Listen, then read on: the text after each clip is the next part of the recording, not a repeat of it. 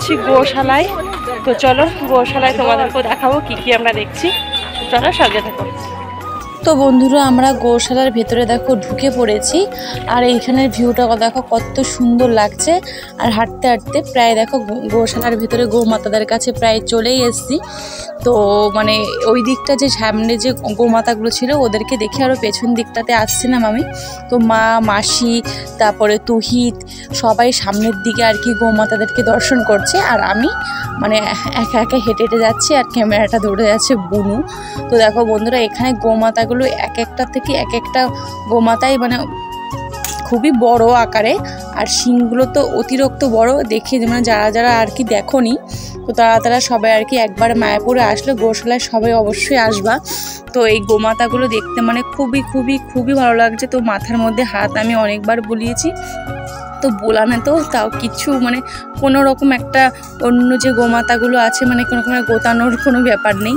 তো মাথার মধ্যে হাত বোলালেই কোনো কিছু বলছে না। তো দেখো এই গোমাতাটাকে আমি দেখো একটু আদর করব কিউট করে, তাও দেখো কিচ্ছু বলবে না, মুখটা বাড়িয়ে আদরটা কত সুন্দর করে নিচ্ছে।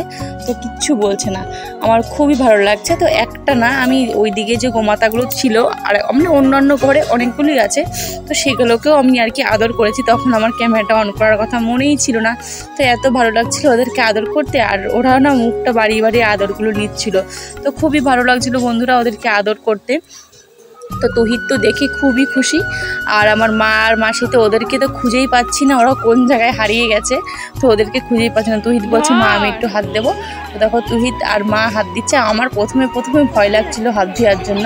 তো এই গোমাতাটা তো অনেকটাই বড়, তো আমার খুব ভালো লাগছে আদর করতে, আবার একটু মনের মধ্যে একটু ভয় করছে। আর দেখো আবার অন্য রুমে চলে এসেছি, মানে অন্য রুমের মধ্যে আবার অন্য একটা জায়গায়, মানে ওইখানের মধ্যে নানা রকম ঘর আর কি ভাগ করা আছে। তো দেখো সেইখানে চলে এসেছি। এখানে দেখো কতগুলো গোমাতা। তো ওই দিকটাতে আবার দেখলাম গোশালাগুলো গোমাতা দুধও দোয়াচ্ছে। তো সেই দুধের হয়তো পায়েস রান্না করে ভগবানের আর কি ভোগ চড়ানো হয়। তো সব মানে ওই দিকটাতে আর কি দেখছিলাম। তো এখানে দেখো সবাই সেলফি তুলছে গোমাতাদের সঙ্গে, খুবই ভালো লাগছে। আমি আর বুনু কতগুলো সেলফি তোলা হয়ে গেছে। তো তখন আমার ক্যামেরাটা অন করা আর কি মনে ছিল না। তো এত ভালো লাগছিল দেখতে। এই গোমাতাটার ভাবলাম কপালে হাত দেবো, কিন্তু দেখে আমার একটু ভয় করছিল। তো তাই জন্য আর সাহস আর কি করে উঠতে পারিনি। তো খুবই ভালো লাগছে বন্ধুরা, এখানে এসে আমার খুবই ভালো লাগছে। তো মনেই হচ্ছে না বাড়ি যাই। তো এখান থেকে এখনই আমরা বেরিয়ে যাব এখান থেকে, মানে অনেকটা আর কি সন্ধে মতন হয়ে গেছে। আর এখানে দেখো আমরা চলে এসেছি একটুখানি কিছু খাবার খেতে। তো এখানে বোন বলছিল পিৎজা খাবে, আর তুহিত বলছিল সিঙ্গারা খাবে, মা বলছিল চপ খাবে। তো সবাই নানা রকম আইটেম নিয়ে আমরা বসে পড়েছি। কেউ পিৎজা, কেউ সিঙ্গারা, কেউ চপ, এরকম নিয়ে সবাই আর কি খেতে বসে পড়েছি। তো এইখানে আইটেমগুলো খুবই ভালো ছিল। তো নিরামিষ আইটেম ছিল সব কিছুই, পাটিসাপটা ছিল, পিৎজা ছিল, তারপরে মানে অনেক কিছুই ছিল আইটেম এখানে আর কি। তো যে কটাই ছিল সব কটাই ভালো ছিল। তোমার মোমোস ছিল, চাউমিন ছিল, সবই নিরামিষ। তো বন্ধুরা বাড়ি দেখো চলে তো বাড়ি চলে এসেছি আমরা। বাড়ি চলে এসেছি তো বাড়ি যাওয়ার পথে আর কি বেরিয়ে পড়েছি মায়াপুর থেকে। তো অনেকটাই দেখো রাত হয়ে গেছে। তো কি করব, আমরা সবাই মিলে বেরিয়ে পড়েছি। আমি চলো এবার বাড়ি চলো। তো অনেকটাই তো রাত হয়ে গেছে। তো বাড়ি আসার পথে আমাদের যে বলদেব গোসাই মন্দির আছে, তো সেখানে মা একটু দর্শন করার জন্য আসলো, তো নমস্কার করার জন্য।